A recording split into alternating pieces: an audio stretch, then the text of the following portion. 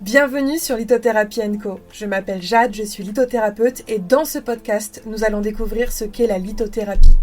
Si vous vous demandez ce qu'est la lithothérapie, ce qu'elle apporte et comment utiliser les pierres au quotidien, alors vous êtes au bon endroit. Toutes les semaines, je vous offre des conseils et astuces pour vous aider à mieux la comprendre et à l'implémenter dans votre quotidien pour un meilleur équilibre de vie. Alors, prêt à mettre en avant votre bien-être grâce aux pierres ? À devenir plus aligné et à gagner en sérénité ? C'est parti pour l'épisode du jour. Bonjour à tous et bienvenue dans l'épisode 169 du podcast Lithothérapie & Co. Et aujourd'hui, on va parler de la cornaline, de tous ses secrets. Voilà, alors la cornaline, si tu me connais, c'est une pierre que j'aime énormément parce qu'elle m'a beaucoup aidée, notamment avec l'endométriose. Et donc, c'est pour ça que j'avais vraiment envie de te partager son histoire, voilà, tout ce qu'elle peut t'aider à faire. Je trouve que c'est une pierre passionnante et je te plonge tout de suite dans son univers. Alors comme d'habitude, on commence par un aspect un petit peu plus technique. On va faire un zoom sur sa composition chimique et la cornaline, figure-toi que c'est une variété de calcédoine. Donc c'est qui est elle-même un type de quartz microcristallin. C'est un petit peu compliqué parce que on peut dire aussi que c'est une variété d'agate évidemment. Donc du coup une agate orange, mais on rentre du coup après dans des concepts qui vont être plutôt de la minéralogie. En tout cas, ce qu'il faut que tu saches, c'est que sa couleur peut être entre rouge, orange clair, elle peut avoir un peu de blanc dedans et cette couleur un petit peu orangée provient principalement de la présence d'oxyde de fer à l'intérieur qui s'infiltre en fait dans la structure cristalline au cours de sa formation et ce qui va lui donner sa belle couleur orange. Des fois, tu retrouves vraiment les traits de l'agate à l'intérieur, hein, tu sais, ces fameux traits que tu vois sur les agates, donc c'est très facile de la différencier et de la voir. Et c'est une pierre qui est assez sympa et qui est très facile à reconnaître, honnêtement. Des fois, on se pose la question pour certaines pierres.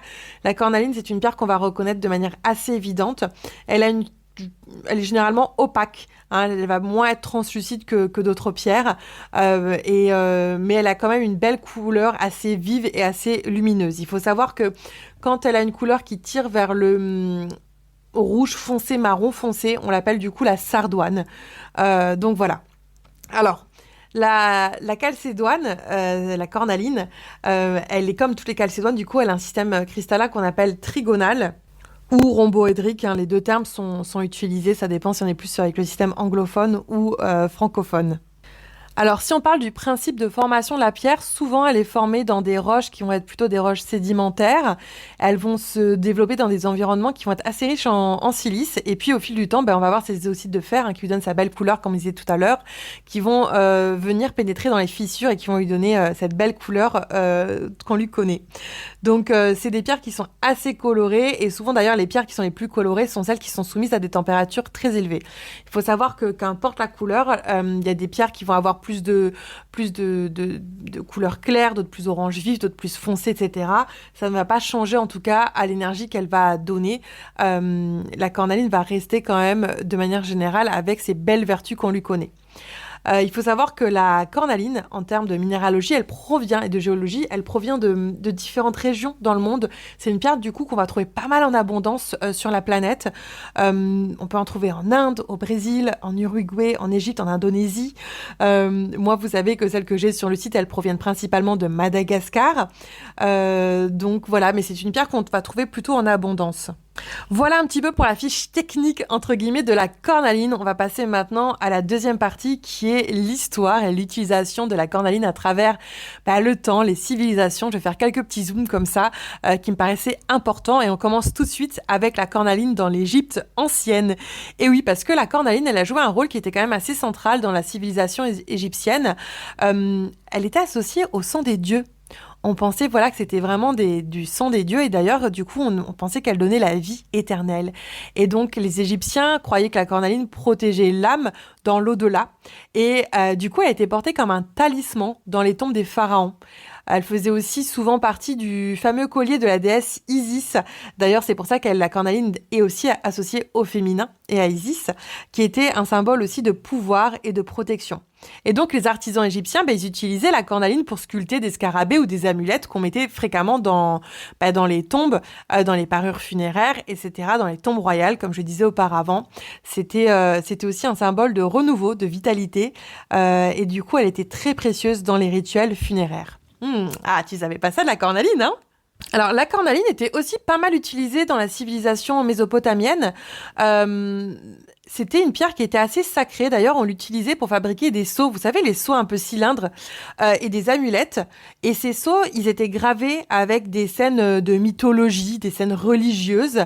Et en fait, ça servait à sceller des documents importants. Voilà, ce qui est assez drôle. Et du coup, la couleur, encore une fois, rouge-orange de la cornaline, c'était également associé, encore une fois, au sang, à la force, à la vitalité. Donc ça vient, depuis tout à l'heure, jouer sur un deuxième aspect qu'on connaît encore de la cornaline en lithothérapie actuelle, qui est une énergie de joie, de vitalité, avec cette belle couleur orange. Et donc, du coup, il disait que ça conférait à la personne qui la portait un pouvoir et une protection contre les forces maléfiques. Voilà. Il faut savoir que la cornaline était aussi utilisée dans l'Empire romain et notamment dans le monde antique. Et on utilisait la cornaline pour sculpter des camées. Voilà. Et les camées de la cornaline étaient souvent portés comme des bijoux pour... ça symbolisait la chance, la richesse, la protection aussi. Mais la cornaline était aussi utilisée et très appréciée à l'époque pour ses propriétés curatives. Les médecins de l'époque romaine l'utilisaient vraiment pour stimuler la circulation sanguine et renforcer l'endurance. Donc vous voyez qu'à travers le temps et les civilisations, on a toujours un petit peu les mêmes fonctions qui apparaissent pour cette pierre. Et dans la Grèce antique, elle était associée à la déesse de l'amour, Aphrodite.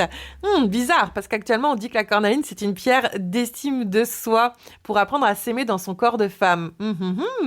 Et souvent, du coup, a été portée en amulette par les femmes qui voulaient attirer l'amour et la fertilité. Et ça, c'est resté pour la fertilité aussi. Je trouve ça hyper drôle de faire les parallèles avec ce qui se passait avant et ce qui se disait avant. Et le dernier zoom que je voulais faire sur cette partie un peu plus historique, c'est sur la période du Moyen-Âge et de la Renaissance, parce que la cornaline était perçue vraiment comme une pierre, encore une fois, de guérison et de protection. Et encore une fois, elle était portée comme amulette, mais cette fois-ci contre les mauvais esprits et surtout contre les maladies. La cornaline était aussi associée à la parole, à l'éloquence, et on disait qu'elle pouvait améliorer les capacités à s'exprimer en public. Bon, ça, c'est pas tellement resté, honnêtement. On croyait également qu'elle protégeait des voyageurs, notamment contre les accidents et les mauvaises rencontres. Donc voilà un petit peu pour ces zooms dans le temps et à travers l'histoire. On va passer maintenant aux utilisations un petit peu plus modernes de la cornaline. Il faut savoir que la cornaline est principalement utilisée en lithothérapie actuellement, en bijoux évidemment, et très peu dans l'industrie. Alors, on l'utilise encore dans l'industrie, notamment, elle va être parce elle a quand même une résistance à l'acide, donc elle est utilisée dans certaines applications spécifiques où une surface polie est requise, mais elle est assez limitée comparée à d'autres pierres dont on a pu parler auparavant, comme le quartz qu'on trouve un peu partout dans la civilisation actuelle. Donc, elle est vraiment actuellement utilisée en lithothérapie et dans la confection de bijoux ou de petites pièces de décoration. Ok. J'ai envie de te parler maintenant de petites anecdotes et de faits assez fascinants que j'ai découverts sur la cornaline. Alors, quelque chose que je savais depuis longtemps, c'est que la cornaline est beaucoup utilisée et on la retrouve beaucoup dans la culture musulmane, notamment parce qu'il y a une légende, la légende du prophète Mahomet dessus. Et la légende raconte que le prophète, du coup Mahomet, portait une bague en cornaline gravée, utilisée comme un sceau pour sceller les lettres importantes. Et la cornaline est d'ailleurs toujours considérée comme une pierre sacrée dans certaines cultures musulmanes, où elle est utilisée comme pierre pour la prière et pour la protection. Et ça, je le sais parce que j'ai déjà vu plusieurs fois. Et notamment, j'ai vu beaucoup de bagues, de chevalières qui sont faites à base de cornaline dans les pays où la culture musulmane est importante. Donc ça c'est quelque chose qui est assez important. Vous pouvez aller voir, il y a des textes dessus, c'est hyper sympa à regarder, à étudier. Alors, pour en revenir à ce qu'on disait tout à l'heure sur l'éloquence, il faut savoir que la cornaline, du coup, elle était vraiment utilisée durant l'Antiquité par les orateurs publics et notamment même les avocats à l'époque. Et en fait, ils portaient une pierre avec eux pour améliorer l'éloquence et calmer les angoisses de parler en public. Et du coup, à l'époque, on croyait que cette pierre favorisait la clarté mentale et la capacité à articuler, ce que moi je ne fais pas beaucoup, et à poser ses pensées de manière assez cohérente. Et il faut savoir que la cornaline est aussi dans la Bible, finalement, elle est pas mal liée à la religion, cette pierre, puisque la cornaline est mentionnée dans la Bible comme l'une des 12 pierres précieuses du pectoral d'Aaron, le grand prêtre d'Israël. Et chaque pierre du pectoral représente l'une des 12 tribus d'Israël. Et donc la cornaline symbolisait la tribu de Ruben. Voilà, donc c'est assez drôle. Alors, on va refaire un dernier zoom maintenant sur la partie plus lithothérapie.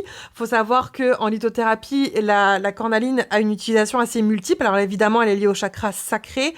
C'est une pierre, comme on l'a vu, qui a une couleur orange, donc c'est effectivement une pierre de vitalité, de joie. C'est une pierre assez hédoniste, qui nous reconnecte à nos plaisirs de la vie, plaisirs de la chair aussi. On parle beaucoup de sensualité et de sexualité avec la cornaline. C'est une pierre qui nous reconnecte aussi à la créativité plutôt manuelle, parce qu'on a de la créativité mentale avec le chakra du troisième œil. Ici, on est vraiment sur la créativité manuelle, donc aimer créer des choses. On est aussi sur une pierre qui va travailler sur le féminin, parce que le féminin, c'est vraiment ce qui caractérise beaucoup la cornaline. La cornaline, il faut savoir que c'est la pierre par excellence du chakra sacré.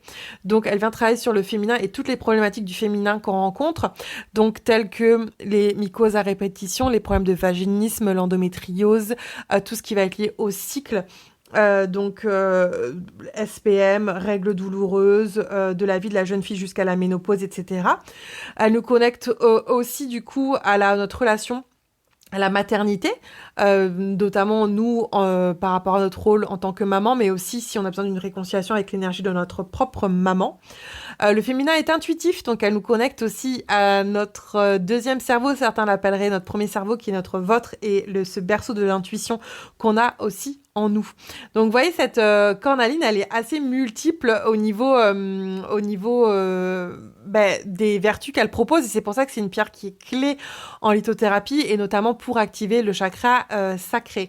Comme je vous le disais, moi je refais un petit zoom ici pour finir, c'est que c'est une pierre qui m'a beaucoup aidée dans le travail qui est liée du coup à l'endométriose.